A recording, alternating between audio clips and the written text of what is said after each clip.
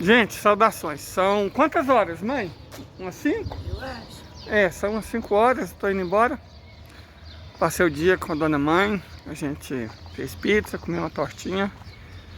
E agora vamos ver brevemente aquele caminhão que não tá dando conta de ultrapassar o trilho de ferro, que pode ser perigoso. Ok, vamos voltar aqui. Como é que tá o conflito na Ucrânia? Bom, nós temos algumas novidades. Ok. Na questão da infantaria pesada, o primeiro Challenger foi derrubado, né? Foi destruído. Mas assim, o que acontece é que o Challenger, a arma imbatível, era imbatível porque foi usado em guerrinha assimétrica. Em guerra na qual o Reino Unido enfrentava, a mando dos Estados Unidos, forças opositoras armadas apenas de Kalashnikov. Por isso que ele nunca tinha sido destruído. Ou enfrentava tanques velhos, ou infantaria leve. Então, primeira vez que ele enfrentou um tanque de verdade, numa guerra de verdade, é claro que ele foi obliterado. E é o primeiro Challenger, outros virão. Como os Leopard também estão sendo abatidos como moscas. Não dá, gente. A diferença tecnológica é absurda. Veja o caso de um tanque russo que abateu 8. Eu acho que eu tenho até o vídeo, vou ver se eu acho e coloco aqui, do piloto, né, o chefe, que foi premiado na terra natal. Ele é iacuto, né? Um povo túrquico, queijo olhinho puxado, que vive na Sibéria, originalmente pastor de rena. Ele foi premiado com um todo-terreno russo, uma manada de cavalos, né? E mais alguns prêmios. Veja, gente, você premiar um soldado, e aí foi a gente dele, né? Orgulhosa até o talo, feliz, contente, um herói da pátria. Você ser premiado com uma manada de cavalo mostra coisa demais sobre a Rússia. E mostra por que estão vencendo. Primeiro mostra que os caras deram a vida, estavam muito mais que dispostos a dar a vida, com toda a coragem que neles eles pudessem achar. Porque vou falar uma coisa para vocês, 1 contra 8 é tenso. É uma parada torta. Teve muito vídeo circulando aí desse acontecimento, né? Ó, eu acho que aquele caminhão que tá preso na ferrovia lá atrás, ele não tem muito tempo para sair daquela posição, não. Porque, não sei se vocês ouviram, eu ouvi, o trem tá vindo. É bom ele sair de lá logo, senão ele vai ter problema. Eu não sei se vocês sabem, em circunstâncias como aquela, uma subida muito grande, um trem ou um ônibus não conseguir ultrapassar e às vezes ficar preso, já aconteceu outras vezes. O mesmo motorista de ônibus urbano, coitado, foi vítima 2 vezes de atropelamento por trem. Você pensa, não, é sacanagem. Uma vez, cara, um ônibus ser atropelado por um trem. Mas pior, ser atropelado por trem 2 vezes é sacanagem do motorista. O fato, gente, é que essa cidade, ela tem um relevo meio complicado.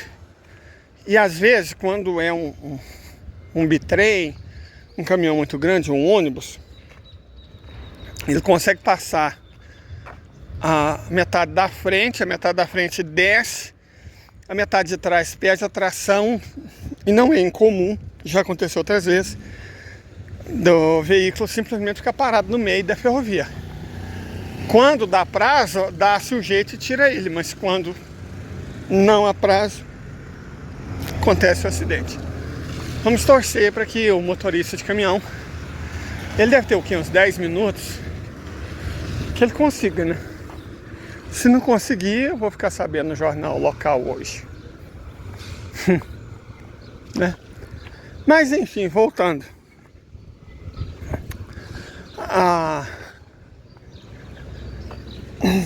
Tava falando sobre o piloto, né, do tanque, que destruiu 8 ucranianos, 8 blindados e tanques ucranianos. E foi premiado pela própria gente. Prêmios os mais diversos, ele ganhou terras, acho que da municipalidade, do oblast, dos empresários locais, dos líderes de aldeia, juntou todo mundo lá, e ele ganhou terras, ganhou uma manada de cavalo, ganhou prêmios, ganhou dinheiro, ganhou alguns símbolos étnicos, né, que acho que é importante. Nossa, a população local, a mãe dele, eu acho que era a mãe, tadinha, uma senhora cadeirante, chorando. O povo chorando, cara, pra receber ele, chorando, as pessoas chorando. Um povo desse não perde uma guerra. Quando você vê os ucranianos correndo para outros países para não ser convocado, e quando você vê 3 caras dentro de um tanque, ao invés de esperar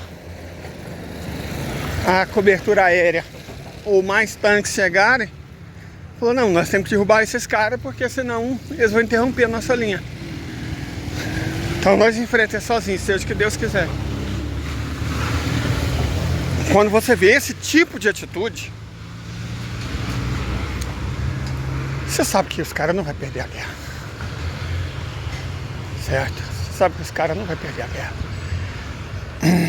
E eu vou tentar achar os diálogos. Eu tinha eles, mas eu não tenho tanta memória de celular assim, né? Mas eu vou ver se eu acho novamente para mostrar as falas do combate, depois a recepção dos carinhas. Se não der paciência, eu continuo o vídeo normalmente. 8 бронемашины. 8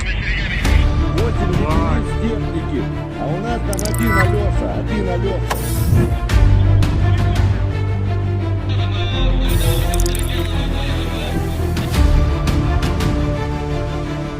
Скажи, танк вывели из строя один. Спроси Сапог АГС, еще есть, пусть туда. Второй танк отлетел, сказал Кропский.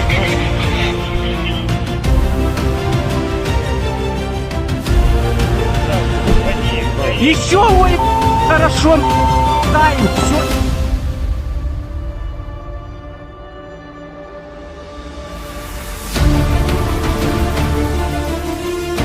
Наш откатывается. Где парень наш? Он обратно едет с поддержкой.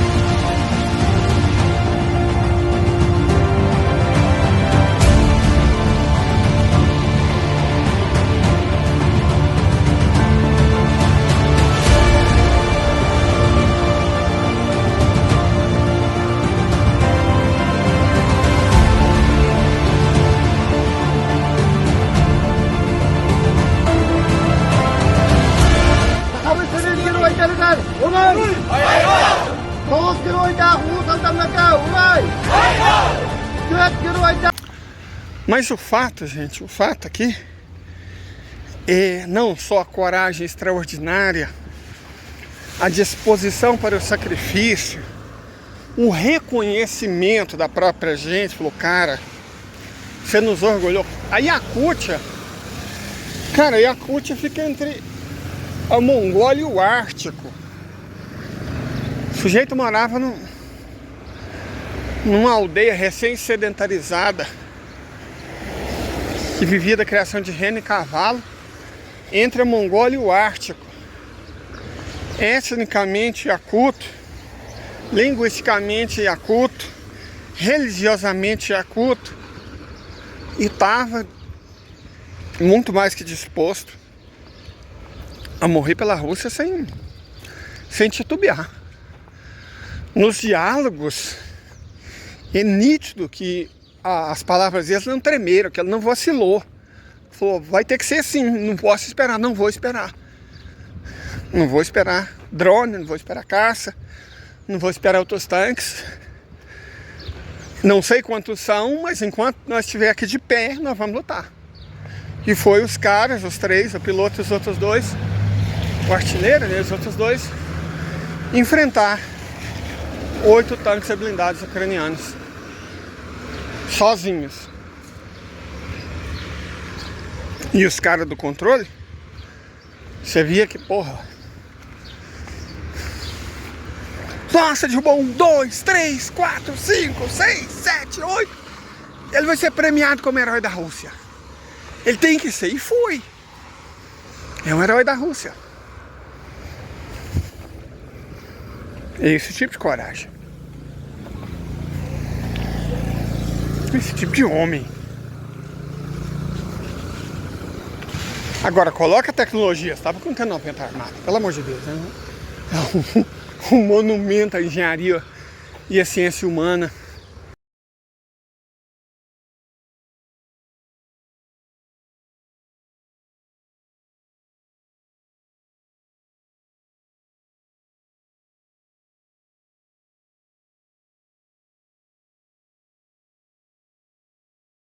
Em matéria de tanque, ele sabia o que tinha na mão, sabia usar, foi muito bem treinado, foi muito bem qualificado. Os três dentro do tanque estavam em absoluta sincronia. Nenhum dos três faltou coragem, nenhum dos três faltou decisão.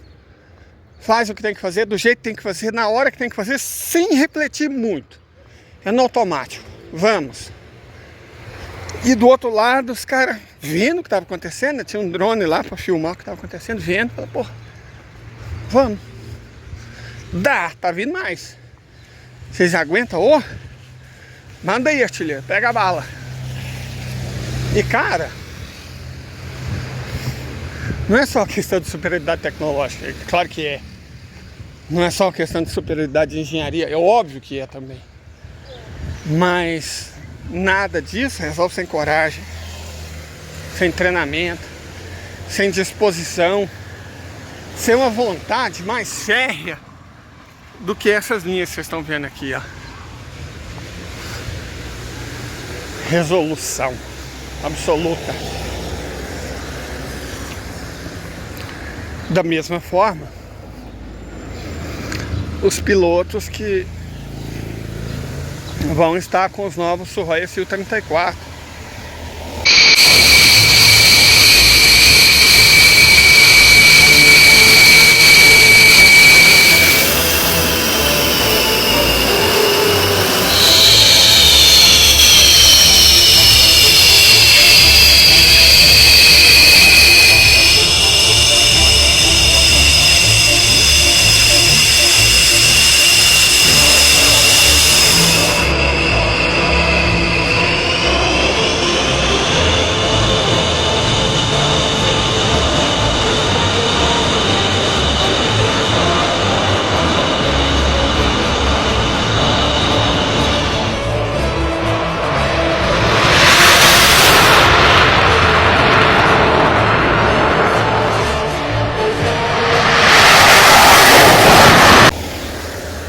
Os artilheiros, os marinheiros, os soldados, eles estão muito bem treinados, muito bem capacitados, muito dispostos. Houve muitas perdas humanas nos 3 primeiros meses. Estima-se que a Rússia tenha sofrido 40 mil perdas. Dessas 40 mil, umas 20, 25 mil foi nos 3 primeiros. Principalmente por conta de Mariupol e da Azovstal.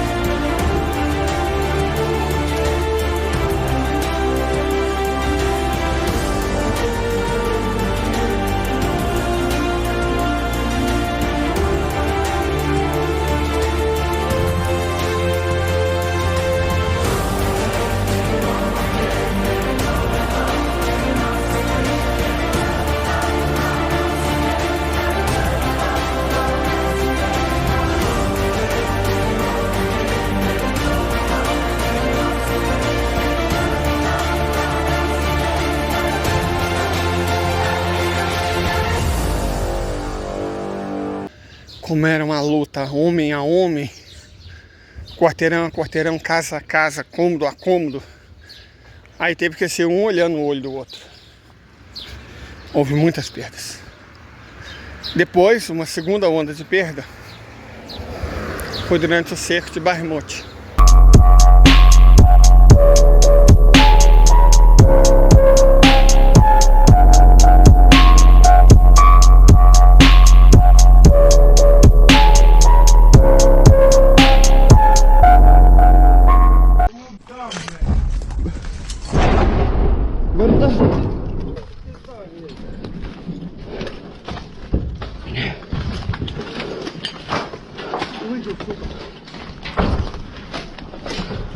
Блядь, надо за типом идти.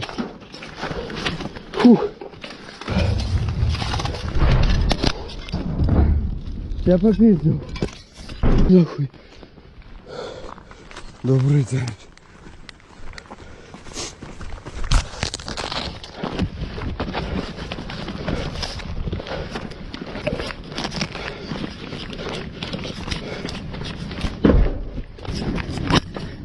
Гук! Блядь, типи! Типи! Вибігайте нахуй! Агет, берем! Давай, иду! Блядь, быстрей! Быстрей! Давай, давай, давай! На. Дрон дай, дрон! Быстрей, быстрей! Типи, пожалуйста! Задыхай сюда! Дрон, давай, бегом! А! Горить, горить! Горить, руки горять! Тікай! Быстрей! О! Быстрей! Гук! Давай!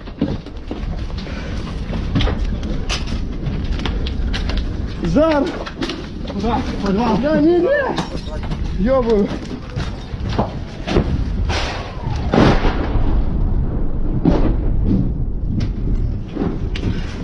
Сука!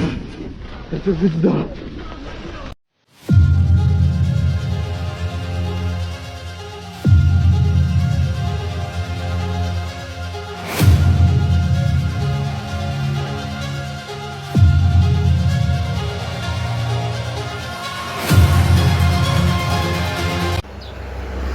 A Rússia teve também entre 5 e 10 mil perdas lá.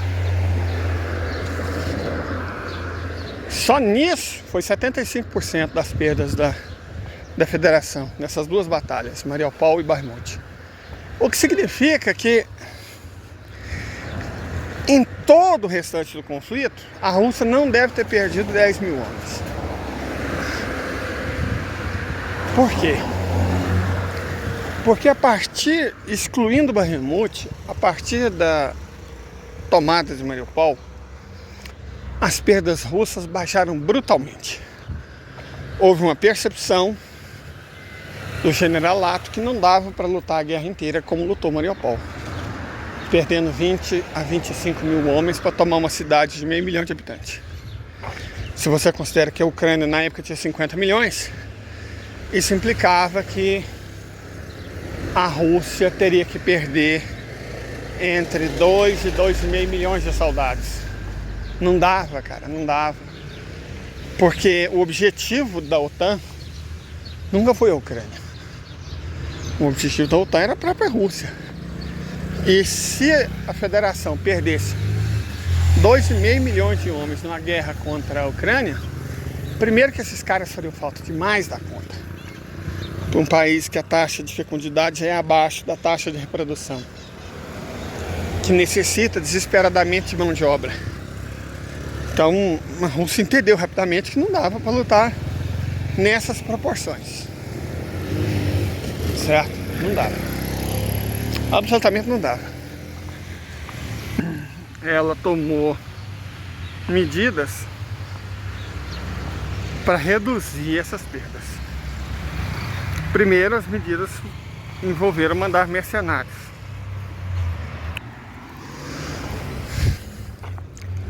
Adotar artilharia mais aviação dentro do princípio da netcentricidade. E aí a proporção de óbitos passa de 1 para 10 para 1 para 100, né? Para cada soldado russo tombado, excluindo-se Mariupol e Bakhmut, passou a haver 100 do outro lado, do lado da OTAN. 1 para 100, bom, aí já dava para ir pro fight. Aí já dava. Agora, como isso?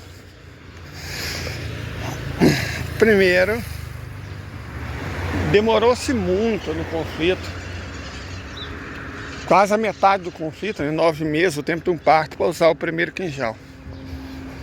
Para fins práticos, o Ra-47M2 Kinjal é um dos poucos mísseis hipersônicos que de fato já foi usado. Ivano-Frankivsk foi a primeira cidade a ser presenteada. É um míssil hipersônico ar-terra ou ar-mar, que serve tanto para destruir objetivos no oceano quanto em terra, que voam a velocidade de até 12 vezes a do som, e ninguém sabe quem fabrica nem onde. Suspeita-se da JSC Votkинский e da Corporação de Mísseis Táticos. Ele pode ser lançado tanto do MiG-31 quanto do que eu acredito ser um dos aviões mais bonitos que existem, o Tupolev Tu-M22. O MiG-31K pode carregar um desses mísseis e o Tupolev Tu-22M pode carregar até 3. E agora parece que não tem uma semana em que 2 ou 3 não sejam utilizados. Kinjal, gente, onde ele bate, é igual as patas do cavalo de Átila, nada cresce. Certo? Se usando uns 2 ou 3 por semana, não sobra nada. Nada. Passaram a usar a termobárica, principalmente a Terrozuma Solnetsek.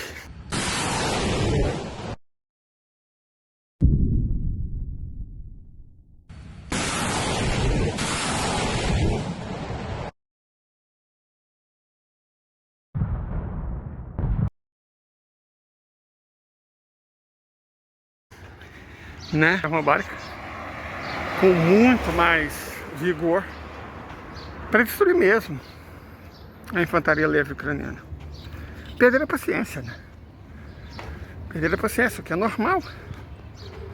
Não dá para esperar que os russos mantivessem uma benevolência daquele tipo pelo resto da guerra. Perder a paciência e resolver a parte, né? Além da Terrozuma Solnetsek, passou usada com muito mais ênfase, os Kinjal, que eram lançados principalmente pelo MiG-31, porque o Tupolev Tu-22M carrega 2 Kinjal, e é por isso que ele quase não foi usado. O Kinjal não é uma arma que você vai usando assim, como quem coloca sal em arroz. Não, ali, gente, deixa eu fazer uma analogia. O calibre é cardamomo. O Kinjal é fava de baunilha. É caro, difícil. Você não vai usando assim, né? Então, passaram a temperar o conflito com coisa um pouco mais violenta, mais efetiva, vamos chamar de efetiva, né? Violenta é a palavra forte, coisa mais efetiva do ponto de vista do resultado, sem pensar tanto nas perdas colaterais.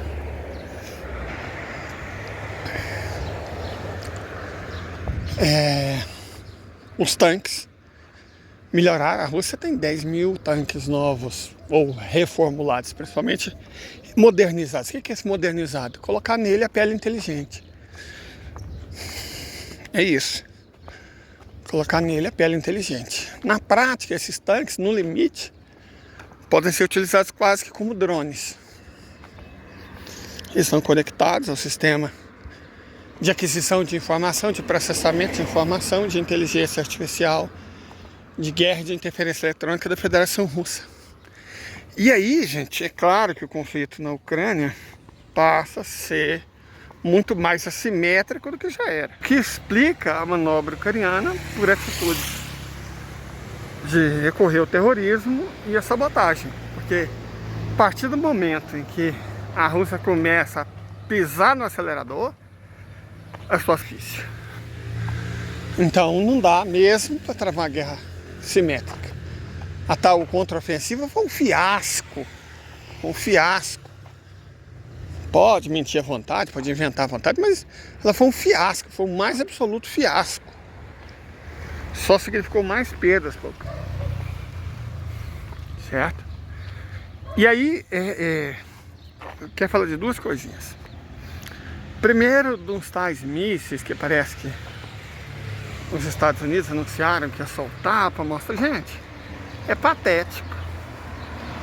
São mísseis antigos, tecnologia da década de 1970 ou de 1950, construídos há quase 50 anos, os mais novos, lentos, que têm trajetória balística pouco mais do que supersônica, previsível, então facilmente derrubável, que ignora os avanços antibalísticos e de laser e de radar de satélites da Rússia, certo? Esses novos tanques, esses novos mísseis, os russos vão rir. E outra coisa, aí eles lançaram todo cheio de oba-oba, né? Ó, um enxame de drone, gente. Já que esse povo não estuda, do que adianta enxame de drone contra interferência eletrônica? Não interessa se você tem 1 ou 5 mil drones. Desde que você tenha sistema de interferência eletrônica, você faz os 5 mil cair do... Parece que os americanos não entenderam isso. Ou entenderam, mas estão mais preocupados em fazer propaganda. Sei que os tal enxame de drone, mesmo supondo que eles tenham esses drones, o que é discutível e questionável, o que adianta contra a interferência eletrônica? Que a Rússia pode fazer por radar e por satélite, graças ao sistema de pele inteligente. Não adianta nada, cara. Não adianta nada. Perfeito, é isso. Eles só estão sendo patéticos. Só estão sendo patéticos. Então o que a gente tem é mais do mesmo. Mais a cada dia batendo mais forte. O número de tiro é o mesmo. O peso da munição é que está aumentando.